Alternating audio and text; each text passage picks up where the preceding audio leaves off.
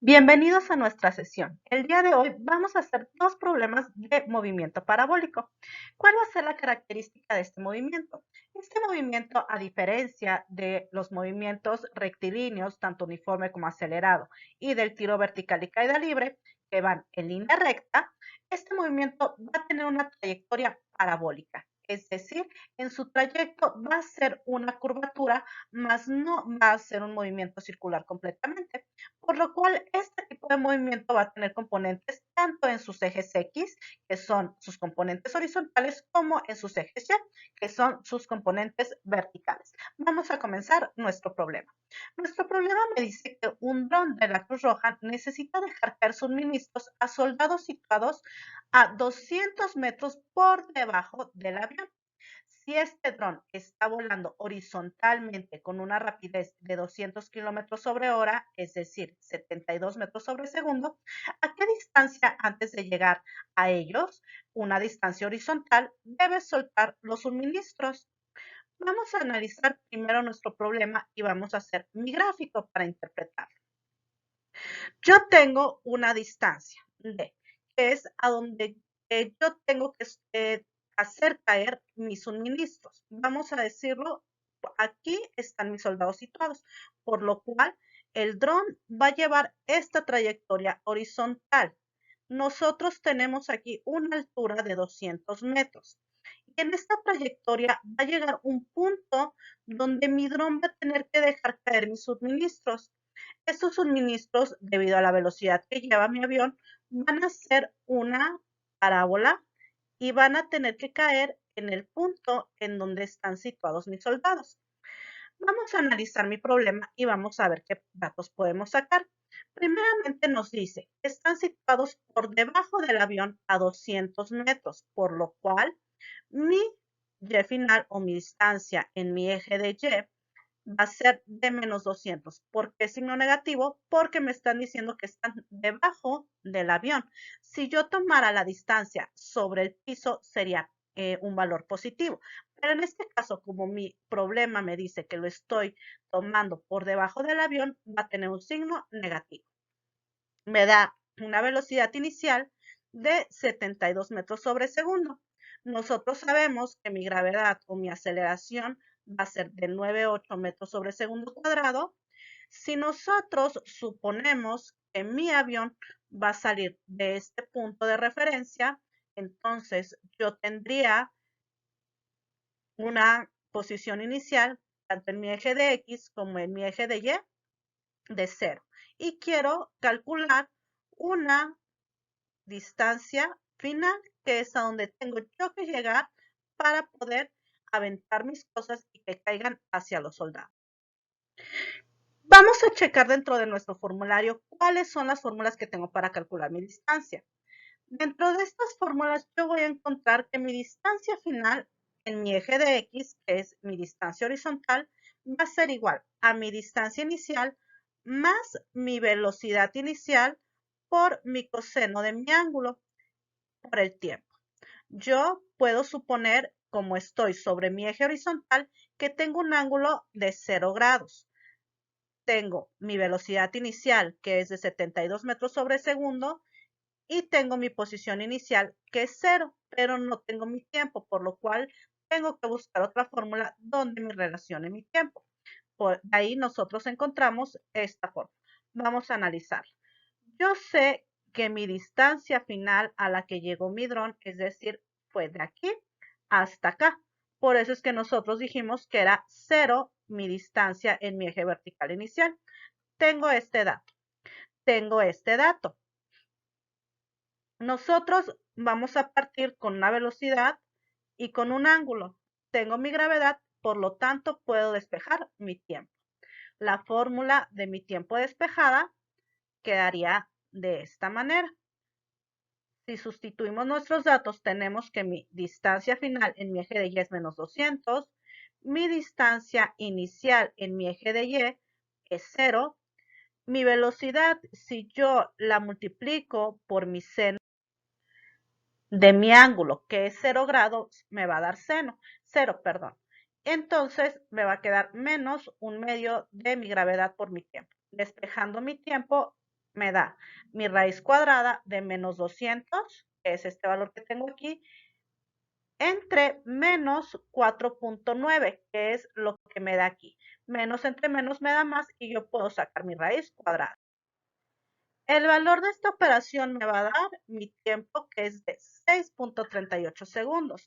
Ahora sí puedo regresar a mi ecuación inicial y poder sustituir mi tiempo para calcular mi distancia final. Mi distancia final va a ser igual a mi distancia inicial. Nosotros dijimos que vamos a partir de un punto de 0 metros, más mi velocidad inicial, que es de 72 grados, por mi coseno de 0 grados. Y esto lo voy a multiplicar por mi tiempo, que es de 6.38 segundos. Al yo sustituir mis datos, me va a dar un resultado de 459.36 metros. Mi siguiente problema me dice que un atleta va a competir en un salto de longitud. Él corre y comienza su salto a un ángulo de 25 grados con respecto al horizontal y con una rapidez de 11 metros sobre segundo. Nos pregunta a qué distancia horizontal logrará con su salto. Vamos nuevamente a hacer mi representación gráfica. Yo tengo que mi atleta va a saltar de este punto. De este punto, él va a hacer un salto y va a tener una trayectoria con un ángulo de 25 grados. Va a llegar a un punto máximo y va a caer haciendo mi movimiento parabólico y va a tocar el suelo. ¿Cuáles son los datos que yo puedo sacar de este problema? Yo voy a tener primeramente mi ángulo de 25 grados y mi velocidad inicial, que es que va a una rapidez de 11 metros sobre segundo. Me está pidiendo que calcule la longitud de su salto, para cual yo necesito trabajar con las componentes de mis dos ejes. Nosotros en nuestros problemas de vectores ya vimos cómo calcular la componente de mi vector, tanto en el eje de X como en el eje de Y. Cuando mi vector está en el eje de X, voy a calcular mi cantidad vectorial por el coseno de mi ángulo. En este caso sería mi rapidez. Por lo tanto, serían 11 metros sobre segundo por el coseno de 25, lo cual me darían 10 metros sobre segundo. Para mi componente en mi eje de Y, voy a repetir lo mismo, pero como estamos trabajando en mi componente de Y, siempre voy a multiplicar por el seno de mi ángulo. 11 por el seno de mi ángulo de 25 grados me va a dar 4.6. Ahora sí nosotros podemos pasar a nuestra fórmula de nuestra distancia, nuestro eje horizontal. Nuestra fórmula de mi distancia en mi eje horizontal me va a decir que va a ser igual a mi distancia inicial, que nosotros sabemos que vamos a partir de un punto cero, más mi velocidad inicial por el coseno de mi ángulo por mi tiempo. Si nosotros analizamos nuestro problema y suponemos, yo empiezo aquí con una trayectoria en mi eje de X, que va a ser mi trayectoria final. ¿Cuál va a ser mi velocidad inicial si yo la estoy calculando en X?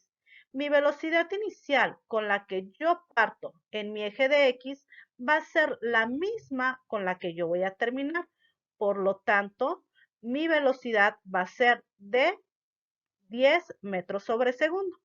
¿Y qué va a pasar cuando yo llegue a mi punto máximo de mi salto en mi eje de Y?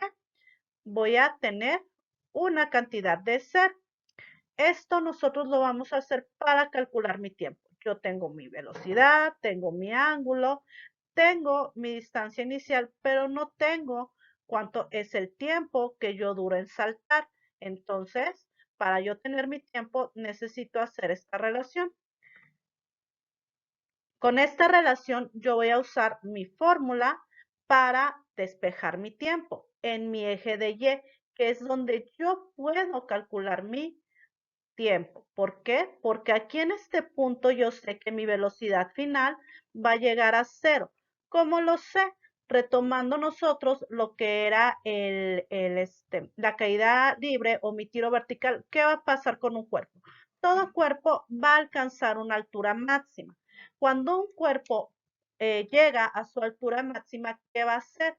Se va a detener. En ese momento en que se detiene, su velocidad se va a convertir cero y va a empezar a descender. Y empieza a descender con una velocidad negativa. Por lo tanto, para yo calcular mi velocidad final en mi eje de Y, que yo ya sé que es cero, y despejar mi tiempo, voy a usar esta fórmula. Vamos a sustituir. 0, que es mi velocidad final en el eje de Y, va a ser igual a mi velocidad inicial en el eje de Y por el seno de mi ángulo menos mi gravedad por mi tiempo. Si yo despejo mi tiempo, me va a quedar esta fórmula y puedo sustituir mis datos.